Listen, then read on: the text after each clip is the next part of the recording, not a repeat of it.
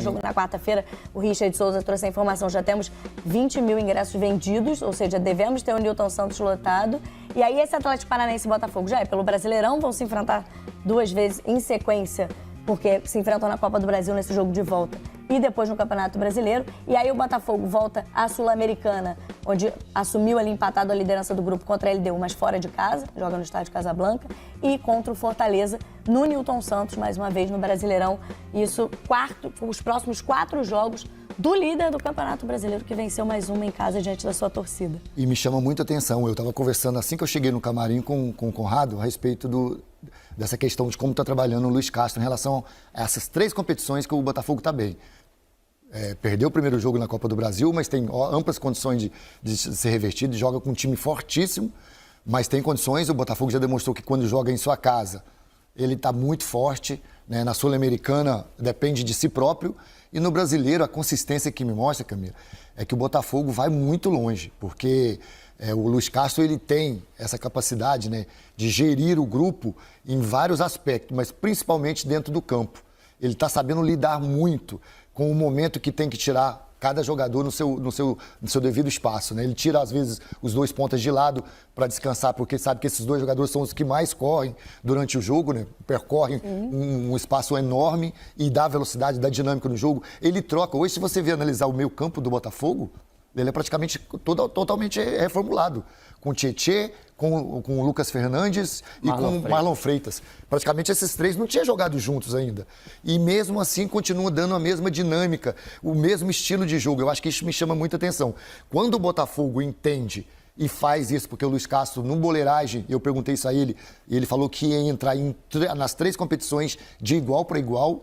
Sim. Ele não só fala, ele demonstra isso no trabalho que ele está fazendo. E tem um jogo que ele precisa reverter um resultado, né? Exatamente. O Botafogo sofreu a virada, foi 3-2 na Arena da Baixada e agora precisa vencer o jogo no Newton Santos na quarta-feira. Vamos falar mais desse jogo, vamos falar com a galera da nossa transmissão, com a cabine, o pessoal que está lá no Newton Santos, que fez a transmissão aqui no Premier. Mas vamos fazer o seguinte, vamos para o intervalo rapidinho e aí a gente volta falando bastante desse jogo, direto lá do Newton Santos e também do Atlético Mineiro e Palmeiras, jogos dessa rodada e tudo mais que rolou nesse domingo de futebol brasileiro e internacional. Já já a gente está de volta aqui no Troca de Passes.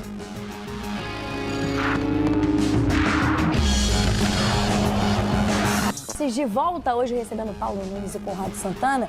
Estamos falando do jogo do Botafogo, líder do Campeonato Brasileiro, mais líder do que nunca, 2-0 no Newton Santos hoje sobre o América Mineiro. Vamos então lá para a nossa cabine de transmissão.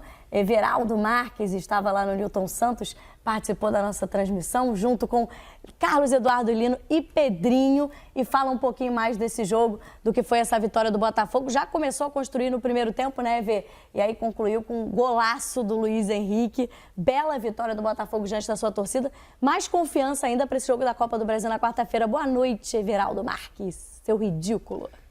Sem dúvida, Camila. Um beijo para você, para o Paulo Nunes, para o Conrado Santana e para todo mundo que acompanha o Troca de Passes aqui na tela do Sport TV. Vocês acompanharam, vocês pegaram uma carona no finalzinho da transmissão do Premier, né? E até o Danilo Avelar disse uma coisa que tem muito a ver com o jogo, né, Pedrinho?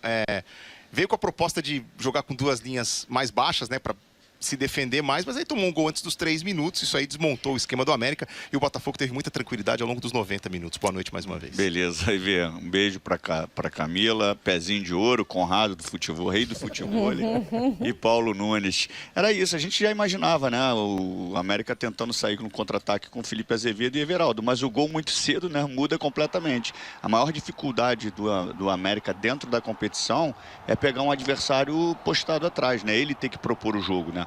E aí, quando você toma um gol aí com menos de 3 minutos, né?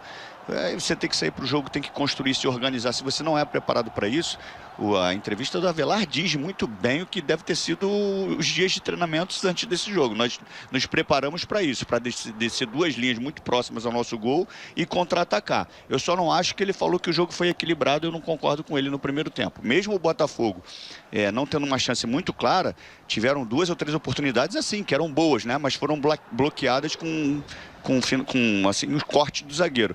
Mas é um Botafogo que aumentou o nível de intensidade, individualmente muitos jogadores jogando muito bem e controlou e não sofreu dentro da partida.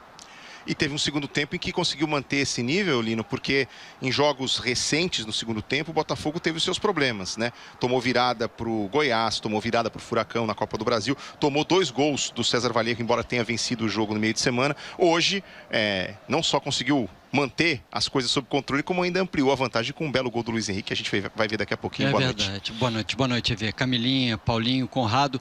Eu acho que o grande mérito do Botafogo não é só administrar o elenco e mostrar produtividade. É você entender quais são as suas intenções na temporada, valorizar o Campeonato Brasileiro.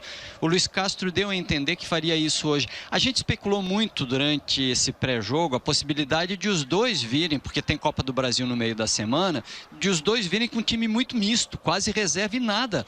Os dois respeitando muito o Campeonato Brasileiro, trazendo praticamente o time, ou pelo menos colocando em campo o time possível, né?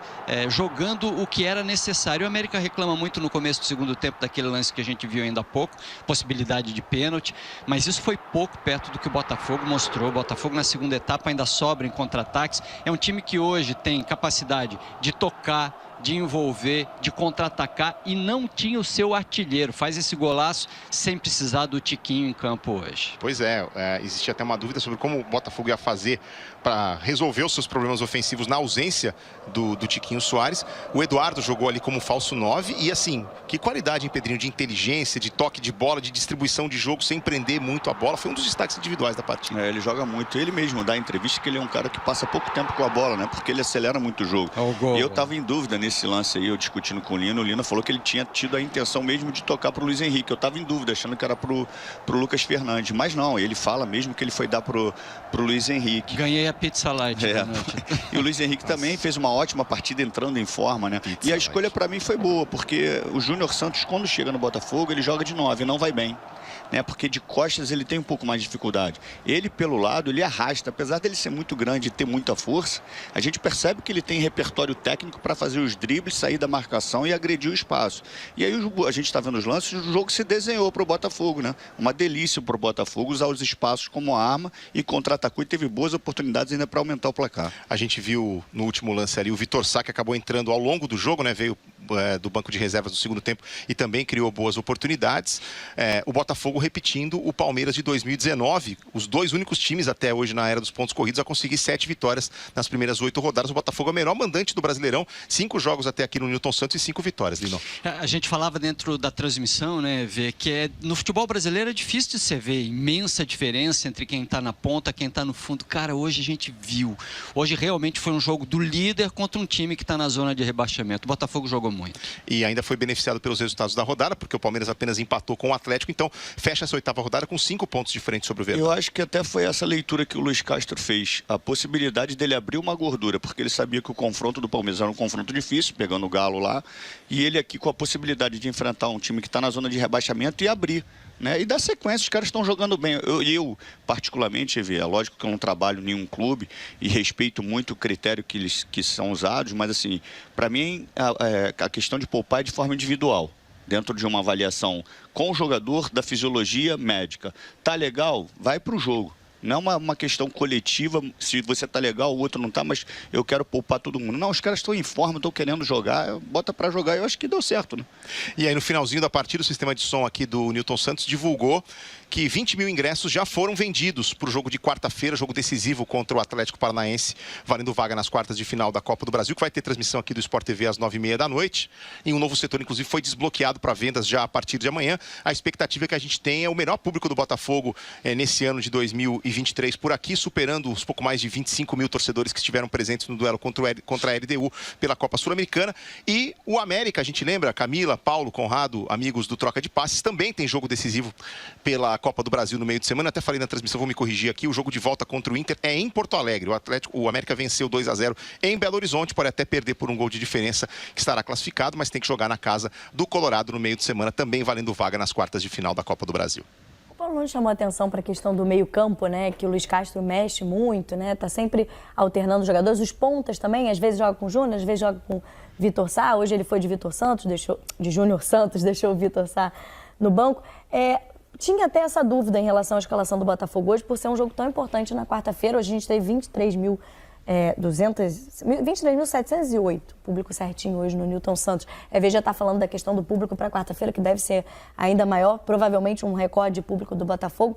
Mas achei até que ele mexeu pouco, não, Conrado? E talvez não seja porque justamente ele consegue fazendo aos poucos esse rodízio no time, mexer 1 ou 2 peças. Hoje ele começa basicamente com o Sauer e com o Vitor Sá no banco, mas o restante do time já tinha jogado no meio de semana com o Marlon, com o Tietê e com o Eduardo. Hoje o Eduardo é uma função diferente, mas enfim, acho que para o que a gente está acostumado é uma maneira diferente de rodar um pouco o elenco, né?